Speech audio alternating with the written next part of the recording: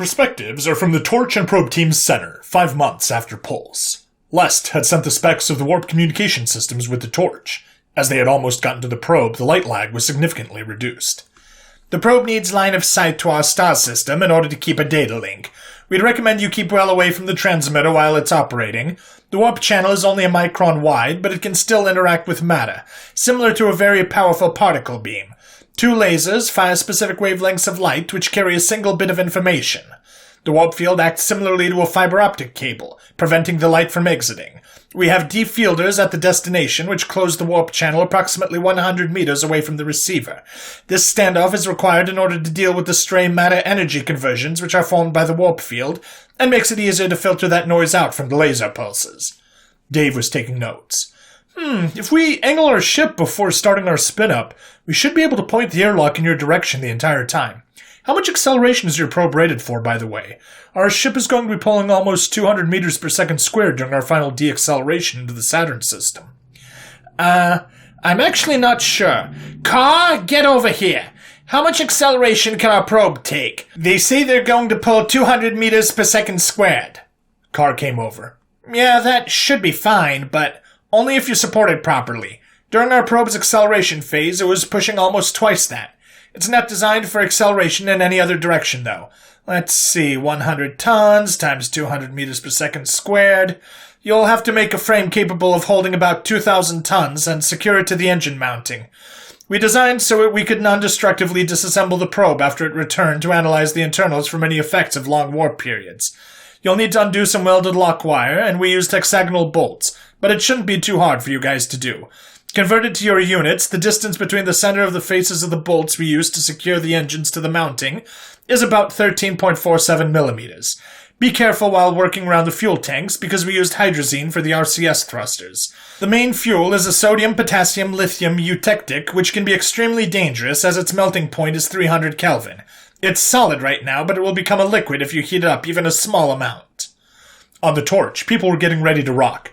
The ship was about to de-spin, and there was going to be a ton of work inspecting the pusher plate and counterweight cables for micrometeorite damage before firing it up again and engaging normal gravity. This is your captain speaking. We have just passed the point of heliopause. We are now the only extrasolar humans to ever exist. Congratulations. We're beginning the de-spin procedures and should be in microgravity in about a day. That's all. Try not to get too seasick, Dave? Captain, you're still on loudspeaker. Oh, shit! Over the next day, the ship slowly spun down and people acclimatized to being in 0G once again. While the ship was no longer spinning, the counterweight's wires and shielding needed to be inspected to ensure that there wasn't any damage. Captain Williams was monitoring everything as usual. It had been about 4 hours since the EVA teams had begun. Wire inspection team, how's it going? This is Igor. We've just deployed the ultrasonic drone on the 4th cable of the 2nd cluster. No apparent damage at all yet, and the stretching of the cable is within normal margins. Katie and Elliot are just about done on the inspection of the 1st cluster's shroud. Very good, Igor. Once they get back, you 3 take an hour break. Sounds good. Pusher plate inspection team, report please. This is Bernard. So far, the pusher plate is in good overall condition with no indications of outside impacts. However, Oscar reported that there's a bit of a localized erosion around the 250 to 260 degree section of the 3rd oil injection ring. It's within operational tolerances, but I'd recommend increasing oil flow to that area and inspecting it directly after our deceleration burn to make sure it remains in spec. Everyone else is just about done with their sections and hasn't reported anything unusual. Good. Once you finish with the drive, take an hour break and send the team up to inspect the wires with Igor's team. Yes, sir. The inspections had gone without a hitch. The pusher's plate shielding was spared any impact damage, due to the few days the ship had spent with the front facing their velocity vector, in order to get out of the low-inclination plane which held most matter in the solar system. Once the cables and their shielding were inspected, the counterweight was slowly brought in once again. This is your captain speaking. Hold on to your hats. We're beginning the deceleration burn. The second burn took approximately 17 hours of burning, but the actual burn took another day. After medical tests from the first burn, they decided they could take shorter breaks during the burn. So it was 1 hour worth of burning with a 30-minute break, repeated 16 times. Due to their excessive velocity, it was decided that they would turn the ship to burn, then turn the ship around to have the front facing the velocity vector, in order to reduce the chance of anything impacting the plate while it was not burning. Once the ship had performed the deceleration burn, they were able to safely inspect the front of the ship and radiators without risking every particle around the solar system from impacting the EVA team at 1 million meters a second. There were quite a few small impacts on the front of the ship and the counterweight. Small tri-layer PTFE steel indium foil patches were cold welded to the surface to prevent crack propagation and mark the areas for future reference. Despite the outward appearance, secondary and tertiary plates behind those holes were heavily damaged. A grain of sand-sized hole on the front leads to a fist-sized hole in the secondary plate, and a splayed hand-sized hole in the third plate. 2 impacts very close together had managed to burst a fourth plate, while in most cases the fourth plates had only slight denting, if any. However, in one instance there was a significantly sized hole in the front. Despite only being about 1 centimeter, the blast from the impact had completely torn asunder the second, third, fourth, fifth, sixth, seventh, and eighth plates. The 9th plate was heavily dented, with the entire plate bulging backwards and almost touching the 10th plate. Ivan had found that one. "Holy fuck, Captain! Look at this! I'm marking it with a ruler." He sent the video feed directly to the bridge and was displayed on a screen. "Jesus Christ, that object must have been the size of a pebble.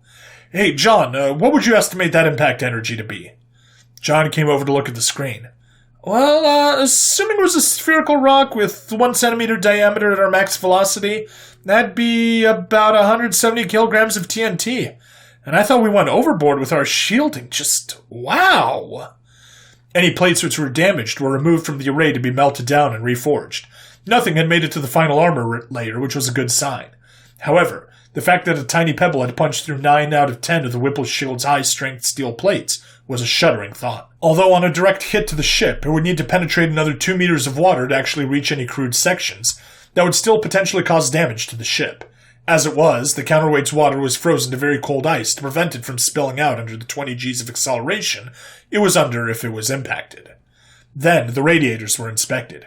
The ship had been rotating in line with them in order to reduce their cross-section facing their velocity vector, and they had a sheet of Whipple shielding in front of them as well. There were some impacts on the shielding, but nothing out of the ordinary. Those sheets were also taken off to be reprocessed. Despite the shielding, a few small holes were punched through the radiator, possibly from before the burn while it was sitting on the moon, or by random particles moving sideways to the ship while it was flying. Nothing impossible to repair. Overall, the ship was still in decent condition, but it would take a week or so to repair all the damaged shielding and radiator assembly. "This is the captain speaking. We're about to dock with the probe. For anyone who wants to watch, we'll be live streaming this to, well, everyone really. This will mark our first physical docking with an extrasolar object, and it's especially momentous that our first contact will be with a Quarkian-made object." The entire crew was paying attention as they watched their screens. There was nothing. Then a brief flash of light as a ship suddenly appeared. Although there was nothing to judge it by, it was a very scientific-looking instrument. There was a central body which had an elongated cubic shape. The rest was fairly spindly-looking. As it got closer, it was clear that it had a beefy H-beam truss running along it, which met up in multiple points at the center. On one side was a large-diameter oval heat shield. There was also a truss to the other side, which held a long, unfolded array of some sort of metal panels. If the sun was on the heat shield side, the panel array would be in the shade. A few camera drones were sent out to get other angles. Getting even closer, the true size became apparent as it went in front of the ship's main radiators. The heat shield was about 30 meters long and appeared to be composed of some form of solar array. The radiator assembly rivaled one of the Torch's radiators in size. The captain was impressed, then frowned. "How the heck is that going to fit in our cargo bay?"